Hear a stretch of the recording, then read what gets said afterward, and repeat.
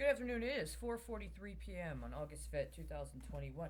We've got a very significant matter ongoing in the state of Texas right now, and it is actually very disturbing. Why? Because people are being targeted and blamed for things that aren't actually their responsibility, while other people who have a very profound responsibility continue to evade it.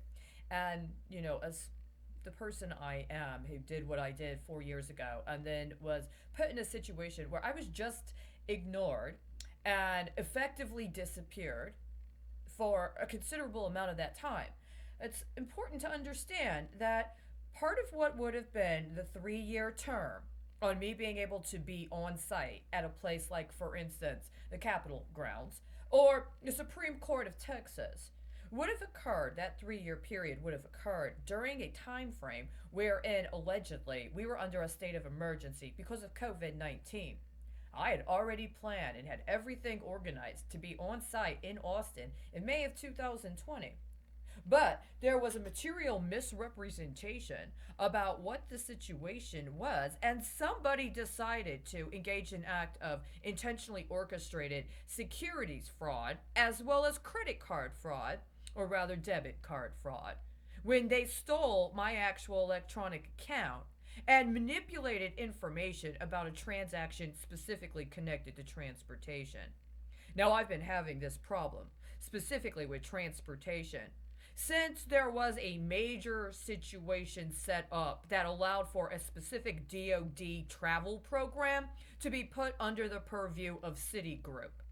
But that's just a coincidence, except it's not. Presumably, this Saturday, there is supposed to be a second emergency session called by alleged Governor Greg Abbott.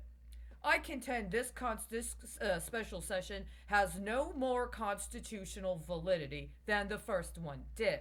And on the contrary, what it's done is it's prevented other very important matters from actually being addressed, both within the state of Texas, but also in the federal government that would necessarily need for legislators and people within the state of Texas to be attendant to. What is going on a federal level that's undermining our rights within the state of Texas? Again, there is a news report identifying alleged items of the agenda. None of these agenda items are justifiable for the calling of a special session in terms of understanding it as having the kind of validity that while we're still in the COVID 19 situation, implying that there is a specific power or right that the governor has to take assertive action to respond to the crisis. None of this is justifiable in terms of calling an exceptional special session, especially a second one. With what I found today on the website of the Supreme Court of Texas, this also begs the question of what is actually going on under the facade of there being a special session. Texas does not have, let me put it this way, people purporting themselves to have the privileges and protections of immunity while they claim they are acting as if they are representatives of the people in an official state role, do not have the right to try to speculate on the welfare of the people in manners that violate the Constitution and put us in a position where we could be identified as presenting a threat not only to the functioning of the federal government, but to other countries that would have an interest in seeing to it that we adhere to expectations contingent with our own Constitution. Right here, I have within this book concerning a constitutional convention that was called here in the state of Texas. I'm going to read 2 pages, 2 paragraphs.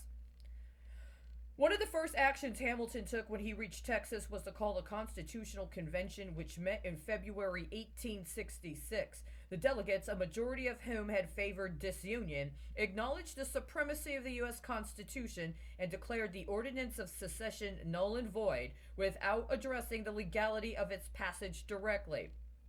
This declaration was adopted to evade direct resolution of the hotly debated question of nullity of the ordinance by reason of war versus nullity from its inception, or ab initio.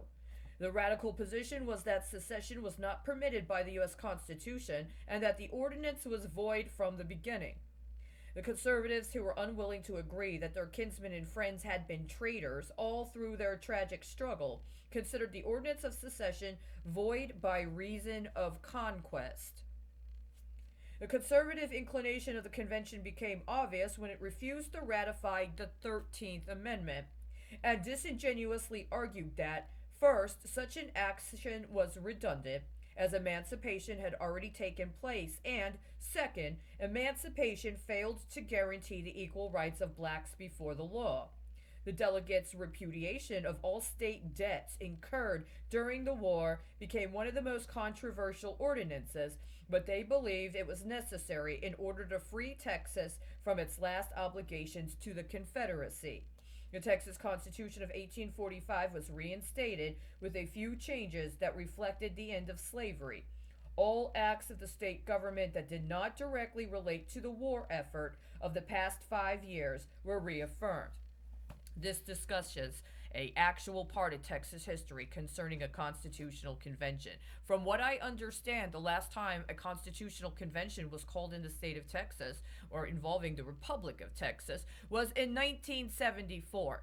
Short of calling an actual constitutional convention and engaging the processes of calling a constitutional convention, none of these farcical actions have any actual legal standing. What they are serving to do is to try to distract us from a situation wherein alleged state actors are attempting again to compound the obligation of illegal and unlawful debt by the people of Texas.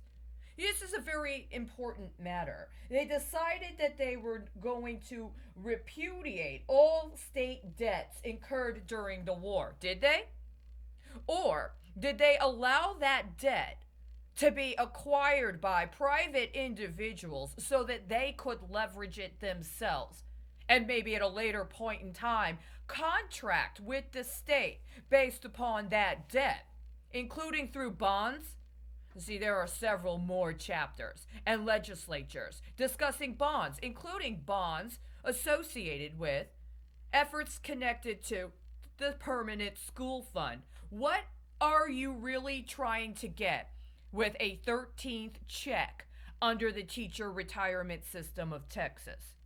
There was an entire legislative session for the alleged legislature in Texas to address blatantly unconstitutional laws that were passed regarding manipulation of retirement benefits, and specifically manipulation regarding the implementation of measures associated with a massive education legislation effort from early in the session of 2019 that went into effect by September 1st of 2019. And ever since then, we have had a progressive rollout of retraction of our actual rights, including rights to actual legally binding, legally required information, while other alleged tax waivers have been approved, presumably, by a massive minority of actual voters that have very significant and harmful consequences for the state. What do you mean a 13th check? You mean some sort of proxy on the 13th Amendment and or debts incurred by the state in the course of engaging a clandestine effort at warfare that leveraged or loaned out residents or citizens of the state of Texas up to and including those that were minors, and in the course therein coming to a situation wherein what? You're going to approve whether or not to give them their final payoff in this scheme, and then what are you going to do? Repudiate the debt? Are you going to instead package it into bundles of completely fraudulent securities that are allowed to be issued during time frames when you've intentionally materially altered the official record of the state and state governments so that private individuals that are covered by completely unconstitutional confidentiality laws will be able to use the people of your own state as their personal property assets for speculation? That's the allegation.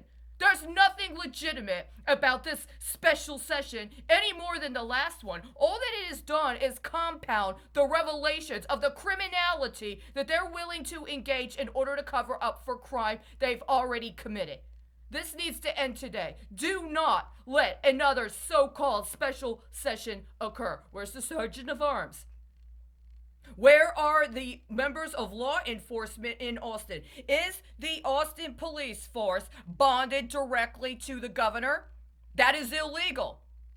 The governor of Texas, Greg Abbott, had absolutely no constitutional authority to manipulate the bonding on members of law enforcement in the city of Austin, which I understand he did in 2020 without anybody repudiating or holding him accountable for. If law enforcement in Austin is under a situation where they're taking direct orders from the governor, then they are in violation of the law. This requires a very comprehensive and assertive action on behalf of and in the name of the people of Texas. Not charlatans playing at some sort of role where they get to divest us of our rights and then come up with these sham proceedings that don't even address the matters at hand.